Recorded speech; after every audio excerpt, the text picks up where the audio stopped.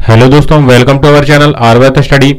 आज हम इस वीडियो में लाभ हानि से रिलेटेड क्वेश्चनों को सॉल्व करने के लिए आपको आसान से आसान ट्रिक बताएंगे, जिससे आप क्वेश्चन को आसानी से सॉल्व कर सकते हैं कुछ ही स्टेप में। अब अगर इसके लिए हम एक एग्जांपल ले लें कि अगर आप कोई वस्तु को 20 रुपए में खरीदते हो और उसे 30 रुपए में बेचते हो, मतलब ये 20 रुपए हमारा हो जाएगा क्रय मूल और 30 रुपए हो जाएगा विक्रय मूल, है ना। यही होता है ना, जो खरीदते हैं उसे बोलते हैं क्रय मूल और जिसको हम जिस रेट से बेचते हैं उसको बोलते हैं विक्रय मूल, है ना। तो अगर आप कोई वस्तु को 20 रुपए में खरीदे और 30 रुपए में बेच दिए तो आपको लाभ कितने का हुआ? 10 रुपए का। मतलब लाभ के लिए हम क्या करते हैं, विक्रय मूल से क्रय मूल घटाते हैं, है ना। और हानि के लिए क्या होता है, अब मान लो अगर यही चीज उल्टा हो जाए इसमें कि 30 रुपए का आपने वस्तु को खरीदा और 20 रुपए में बेचा तो आपको 10 रुपए का घाटा हुआ ना, हानि हुई। तो आप क्या करोगे उस स्थिति में, क्रय मूल को विक्रय मूल से घटा देते हो, है ना। तो ये दो चीज तो आपको याद रखनी है ना, कि क्रय मूल कैसे निकलता है, विक्रय मूल कैसे निकलता है। अब हम इसी में एक क्वेश्चन ले लें कि 20 रुपए से की आपने एक वस्तु खरीदी, कोई भी वस्तु, उसको आपने 30 रुपए में बेचा, आपको लाभ हुआ कितने का? लाभ हुआ 10 का, 10 रुपए का लाभ हुआ। अब ये 10 रुपए लाभ तो आ गया, लेकिन परसेंटेज कितना का लाभ हुआ? इसके लिए आपको आसान तरीका ये है कि आप परसेंटेज के लिए करते क्या है कि क्रय मूल बटे क्या होता है, सॉरी लाभ बटे क्या होता है, क्रय मूल। इसका जो फॉर्मूला होता है वो क्या होता है, लाभ प्रतिशत का लाभ बटे क्रय मूल और गुणित 100, इतना कर देना है। आपको ये चीज याद रखनी है, आगे क्वेश्चनों में हम सॉल्व करेंगे तो ये चीज आपको बिल्कुल ही याद रखना है कि लाभ प्रतिशत निकालने के लिए क्या होता है। अगर इसी की जगह हानि हो तो ये लाभ की जगह क्या हो जाएगा, हानि हो जाएगा यहां, है ना। मतलब दोनों चीज यहां आएंगी, बटे में क्रय मूल गुणित 100। बस इसके लिए परसेंटेज निकालने के लिए आपको इतना याद रखना पड़ेगा, ठीक है। अब हमारा जो क्वेश्चन नंबर 1 है वो क्या कह रहा है कि विक्रम ने एक घोड़ा कितना 8,580 रुपए में बेचकर 4% लाभ कमाया, घोड़े का क्रय मूल ज्ञात करो। अब इसमें हमको क्रय मूल ज्ञात करना है, तो कैसे ज्ञात करेंगे? इसके लिए इजी अपन ट्रिक करते हैं कि उसको कितने परसेंट का लाभ हुआ, 4% का लाभ। और जो हमने हर वीडियो में इसकी ये बताया है कि क्रय मूल जो होता है अपना वो होता है 100%। ये क्या होता है, क्रय मूल। आपको हर जगह जो क्रय मूल लेना है वो 100% ही लेना है, क्योंकि अगर हम कोई वस्तु को खरीदते हैं तो उसको हम 100% ही पैसे देते हैं और फिर उसमें अगर हमको 10 रुपए का भी फायदा हुआ बेचने पर तो वो एक्स्ट्रा कहलाता है। मतलब अगर 10% लाभ हुआ तो फिर वो 110% मतलब टोटल हो जाएगा विक्रय मूल। और अगर 10 रुपए की हानि हुई या 10% की हानि हुई तो वो घटकर 90% क्या हो जाएगा, विक्रय मूल अपना हो जाएगा। लेकिन क्रय मूल हमेशा 100% ही लेना है ना, आपको ऐसे करना है। तो अब हमारा जो क्रय मूल हमने मान लिया कितना, 100%। अब इसमें क्या बोला है कि इतने रुपए में बेचकर क्या हुआ, 4% का लाभ हुआ। कितने का? 4% का लाभ हुआ। तो हमारा जो विक्रय मूल हो जाएगा वो क्या हो जाएगा, 4 और जुड़ जाएगा ना क्रय मूल में, तो हो जाएगा 104%। ये हो जाएगा 104%। और 104% मतलब कितना, 85, 180, ये हुआ, है ना। इतने रुपए में बेचा जब तो उसे 4% का लाभ हुआ। अब हमने क्या किया, 4 क्रय मूल में और ऐड कर दिया 4%, तो बराबर में हमारे पास ये आ गया, है ना। हमने इतना कर लिया। अब इसके बाद क्या बोल रहा है कि घोड़े का क्रय मूल ज्ञात करो। मतलब हमको 104% दिया है। अब हम इसमें क्या करेंगे, 1% निकालेंगे तो क्या आएगा, 1% निकालेंगे तो 104 का जो है क्या हो जाएगा, पक्षांतर हो जाएगा, या फिर 104 का यहां भाग हो जाएगा और यहां भी हो जाएगा। तो 104 से 1% बचेगा और यहां 104 का भाग हो जाएगा, मतलब 85, 80 बटे 104, ये आ जाएगा। अब ये हमारा 1% हो गया। और हमारा जो क्रय मूल है वो क्या है, 100%। अब हम इसका 100% निकाल लेंगे, तो 100% निकालने के लिए इसमें 100 का गुणा करेंगे ना, तो यहां भी 100 का गुणा करेंगे, है ना। दोनों साइड बराबर ही करना है ना। अब इसको काट दो तो 2 पंचे 10, 2 दूनी 4 और क्या आ जाएगा, 2 50, है ना। फिर यहां काटेंगे तो कितना आ जाएगा, 2 25 और यहां 2 दूनी 4 और 2 छिंग 12, मतलब 25 और नीचे है 26। यहां 2 से काट देते, 2 दूनी 2 एकम 2, 2 तिया 6 और यहां काटेंगे तो 2 दूनी 4, 2 चौके 8 और 2 दूनी 4, 1 बचा, 2 नाम 18 और 1 0, ये आ जाएगा, है ना। अभी अब किससे कट रहा है ये देख लेते हैं। अब यहां 13 से काट दो, 13 एकम 13 और 13 से ये 42, 90 काटेंगे तो 13 × 3 = 39, बचा कितना 3, फिर 13 3 39 और 1 जीरो तो है ही है, ये आ जाएगा, है ना। अब हमारे पास क्या है नीचे तो हो जाएगा 1 और यहां क्या है 330 गुणित 25 तो है ही है। अब इसका कर दो गुणा, तो हमको प्राप्त हो जाएगा कितना 8250। ये हम अगर इसका मल्टीप्लाई करेंगे तो 8250 और यही हमारा क्या है क्रय मूल है। आंसर क्या होगा, यही होगा, क्योंकि 100% जो होता है हमारा क्रय मूल होता है। अब हम सेकंड क्वेश्चन देखते हैं। सेकंड क्वेश्चन है, एक घड़ी को 1440 रुपए में बेचने पर एक व्यक्ति को 10% की हानि होती है, वह इसे कितने में बेचे कि 5% का लाभ हो, है ना। ये क्वेश्चन को भी हमको अच्छे से समझना है। देखिए 1440 रुपए में बेचने पर उस व्यक्ति को कितना 10% की हानि होती है, मतलब हमारा जो क्रय मूल है वो होता है 100%, ठीक। अब 10% की हानि हुई तो क्रय जो हानि होने के बाद हमको क्या मिलेगा, मतलब विक्रय मूल जो है, हानि कब होगी, जब वो बेचेगा उस वस्तु को, है ना। बेचेगा तो उसको हानि होगी, कितने की 10% की हानि होगी। अब 10% की हानि होगी तो उसका विक्रय मूल कितना हो जाएगा 90 हो जाएगा ना। क्रय मूल हमारा 100% है और 10% की हानि हो गई तो 10 घटा देंगे तो क्या होगा, विक्रय मूल हो जाएगा उसका 90% हो जाएगा। अब क्या बोला है कि कितने में, मतलब 90% हो रहा है 1440 रुपए में बेचने पर, मतलब 90% बराबर 1440, ये हमको पता हो गया। अब इस क्या बोले, इसे कितने में बेचे कि उसको 5% का लाभ हो, मतलब 90% तो हम कितना मिल गया 1% निकाल लो, 1% निकालेंगे तो 90 का यहां हो जाएगा पक्षांतर, मतलब 1440 बटे 90 ये हो जाएगा। अब 1 जीरो से 1 जीरो ये कट गया और 9 कम 9 ये कट रहा है क्या, देख लेते हैं। तो 9 से कटेगा कि नहीं कटेगा, कट जाएगा, 9 कम 9 और यहां भी हो जाएगा 9 कम 9, बचेगा कितना 5, 9 छक्का 54 हो गया 16, मतलब 1% बराबर कितना आ जाएगा 16। अब 1% बराबर 16 आ गया, हमको ज्ञात क्या करना है, इसे कितने में बेचे कि 5% का लाभ हो।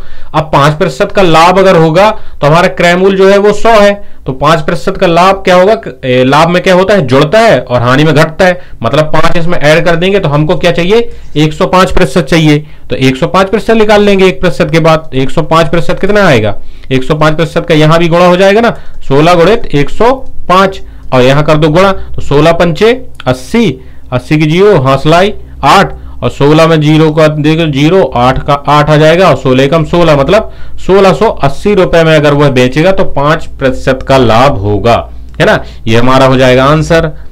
अब ऐसे ही हम देखते हैं थर्ड क्वेश्चन। तो थर्ड क्वेश्चन क्या बोल रहा है, यदि वस्तुओं का क्रय मूल्य 12 वस्तुओं के विक्रय मूल्य के बराबर हो तो लाभ प्रतिशत ज्ञात करो। यदि 15 वस्तुओं का क्रय मूल्य जो है वो 12 वस्तुओं के विक्रय मूल्य के बराबर हो तो लाभ प्रतिशत ज्ञात करो। अब यहां देखो, अगर वह वस्तु को क्या है 15 वस्तुओं को खरीदता है, क्या करता है खरीदता है, क्रय मूल्य मतलब खरीदता है, और उन्हीं वस्तुओं को 12 वस्तुओं को बेचता है तो उसका जो है पूरा जितने में खरीदा उतने पैसे उसको मिल जाते हैं, तो उसको कितने का फायदा हुआ, है ना। लाभ प्रतिशत हमको ज्ञात करना है। अब यहां रुपए की कहीं बात तो की नहीं है, यहां क्या बात की है ओनली वस्तुओं की, उसको क्या होगा 3 वस्तुओं का फायदा होगा, है ना। 15 वस्तु उसने खरीदी उतने रुपए में, लेकिन उसने 12 वस्तुओं में पैसे उतने कवर कर लिए, तो उसको 3 वस्तुएं का क्या होगा, वस्तुएं का फायदा होगा ना, तो लाभ ही हुआ ना। 3 वस्तुएं उसके पास बची तो मतलब लाभ हुआ। तो हमको इसमें क्या लगाना पड़ेगा, हमने इसके पिछले वाली वीडियो में आपको इसी से रिलेटेड क्वेश्चनों को सॉल्व भी कराया था, तो वही ट्रिक हमको यहां भी लगाना है। कौन सी हम बता रहे हैं, तो हमको यहां हमने देख लिया कि 3 वस्तुओं का हमको क्या हुआ लाभ हुआ। अब हमको लाभ प्रतिशत ज्ञात करना है, तो लाभ प्रतिशत का जो फॉर्मूला होता है वो हमने पहले ही बता दिया है। लाभ प्रतिशत बराबर क्या होता है, लाभ बटे क्रय मूल्य गुणित 100। अब अगर यहां बराबर बोला क्या है, विक्रय मूल्य के बराबर हो, मतलब क्रय मूल्य जो है विक्रय मूल्य के बराबर हो, इसलिए हम क्रय मूल्य लेंगे बटे में, मतलब लाभ बटे क्रय मूल्य लेंगे। अगर यहां बराबर नहीं होता तो हम क्या लेते, विक्रय मूल्य लेते, लेकिन यहां बराबर है तो हम तो क्रय मूल्य ही लेंगे। मतलब लाभ प्रतिशत बराबर क्या आ जाएगा हमारा, कितना है, 3 वस्तुओं का लाभ है, 3 ले लिया, मतलब इनका अंतर ही हो गया ना, 15 में से 12 गए 3, है ना, तो मतलब अंतर या फिर लाभ हमने ले लिया, और बटे में क्रय मूल्य, तो क्रय मूल्य हमारा कितना है, हमारे यहां क्रय मूल्य कितना है 12 वस्तुओं के विक्रय मूल्य के बराबर है ना। अब हमारा यहां जो है 15 वस्तुओं का क्रय मूल्य दिया है ना, मतलब वस्तुएं कितनी दी, हमने वस्तुएं ली क्योंकि कहीं भी रुपए तो दिया नहीं है, तो 3 वस्तुओं का लाभ हुआ तो लाभ हमने ले लिया, और बटे में हमको क्या लेना है क्रय मूल्य, तो क्रय मूल्य हमारा कितना है 15 वस्तुएं। और यहां एक चीज और बोला है क्या, 15 वस्तुओं का क्रय मूल्य 12 वस्तुओं के विक्रय मूल्य के बराबर है, क्या है 12 वस्तुओं के विक्रय मूल्य के बराबर है। मतलब या तो हम 15 वस्तुएं ले लें या फिर 12 वस्तुएं ले लें, क्योंकि दोनों के यहाँ बराबर है ना, क्रय मूल्य और विक्रय मूल्य दोनों इनका 15 वस्तुओं का 12 वस्तुओं का बराबर है, ये दिया है क्वेश्चन में। तो हम यहाँ 12 ले लेते हैं, 12 और गुणित 100 हमारा आ जाएगा परसेंटेज, है ना, लाभ प्रतिशत। अब यहाँ काट दो तो ये जाएगा 2 छिंग 12 और यहाँ 2 50 आ जाएगा, और यहाँ 2 तिया और 2 25। अब यहाँ 3 से 3 ये कैंसिल हो जाएगा और बचेगा ओनली हमारा 25%, और ये हमारा हो जाएगा आंसर, है ना। इस तरीके से आपको करना है।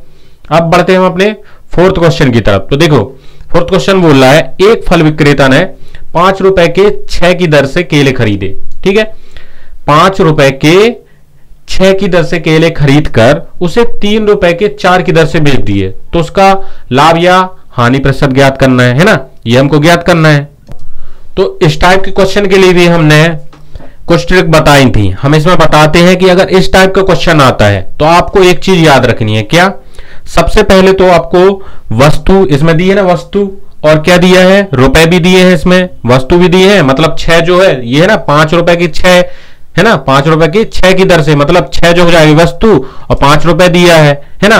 और हमको क्या है, फर्स्ट वाले में क्या है, यहां देख लेते हैं कि सबसे पहले जो हमको लेना है वो लेना है वस्तु, है ना, वस्तु लेना है, फिर रुपए लेना है, और फिर हमारा हो जाएगा लाभ और या फिर हानि प्रतिशत, है ना, हानि, ये अगर दिया है तो।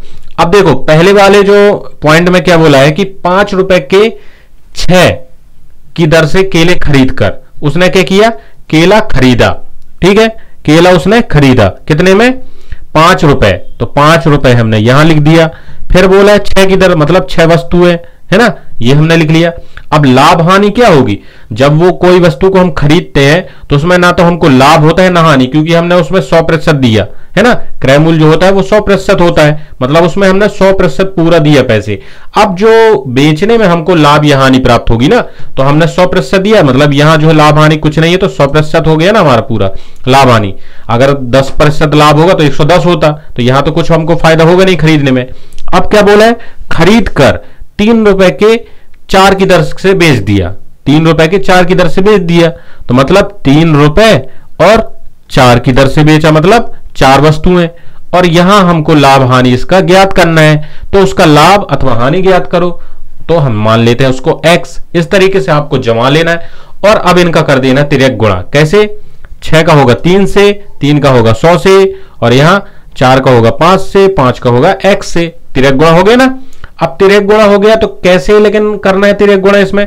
अब इसमें देखो बिना x वाले को हमको लिखना है अंश में, अंश मतलब ऊपर लिखना है, और x वाली है उनको बटे के नीचे लिखना है। ठीक है, तो बिना x वाली हम देख लेते हैं क्या है, 100 गुणित 3 गुणित 6 है ना, 100 गुणित 3 गुणित 6, या फिर 6 गुणित 3 गुणित 100, ये तिर्यक गुणा ऐसे हो रहा है, 6 का 3 में, 3 का 100 में, तो 6 का 3 और गुणित में 100, ये हो गया तिर्यक गुणा। हमने इसको ऊपर लिख लिया बिना x वाली। अब x वाली कौन कौन सी है, x के बाद है 5, 5 के बाद है 4, है ना, तो हम x तो लेंगे नहीं क्योंकि x तो हमको निकालना ही है, 5 गुणित 4 ये ले लिया। अब बस इतना सॉल्व कर देना है। तो 4 से अगर हम इसको काटे, 4 एकम 4, 4 दूनी 8, 2 बचेगा, 4 पंचे 20, 25 आ गया। अब 5 से इसको काट दो, 5 एकम 5, 5 25, तो यहां आ जाएगा 6 गुणित 3 गुणित 5, 6 गुणित 3 गुणित 5, ये आ गया। तो कितना हो जाएगा बराबर, 6 एकम 6 बाद 6 दिया 18, 18 पंचे 90, तो हमारा आ जाएगा क्या 90। अब 90 जो आया हमारा, तो ये बताइए 100% हमारा क्रय मूल्य है, लेकिन आया क्या हमारे पास 90%, तो कम है ना, 100 से कम है, कंपैरिजन करें तो मतलब हमको 10% की हानि हुई है ना, तो यहां हानि प्रतिशत आएगा हमारा, क्या आएगा हानि प्रतिशत, कितने की 100 माइनस 90, मतलब 10% की हानि होगी हमको, है ना। इस तरीके से करते हैं। अगर 100 से ज्यादा आता तो लाभ होता, और 100 से कम आया तो हानि हुई, तो हमको यहां हानि प्राप्त हुई कितने की 10% की। ऐसे आपको समझ लेना है। अब हमारा जो क्वेश्चन 5th है वो बोल रहा है, एक सब्जी विक्रेता ने नींबू 1 रुपए के 6 की दर से केले खरीदे, इन पर 20% का लाभ कमाने हेतु उसे 1 रुपए के कितने नींबू बेचने होंगे, है ना। ये हमको क्या करना, बेचने होंगे मतलब विक्रय मूल्य ज्ञात करना है। तो इसको भी हम क्या करेंगे, जैसे पिछला क्वेश्चन हमने किया उसी तरीके से करना है ना। देखो इसमें भी हमको जमाना कैसे है। अब यहां बोले सबसे पहले एक सब्जी विक्रेता ना 1 रुपए, मतलब यहां हमको वस्तु और रुपए और क्या देखना था, लाभ या हानि प्रतिशत, ये है ना लाभ या हानि प्रतिशत, जो भी आ रहा है नीचे हम लिखेंगे, है ना।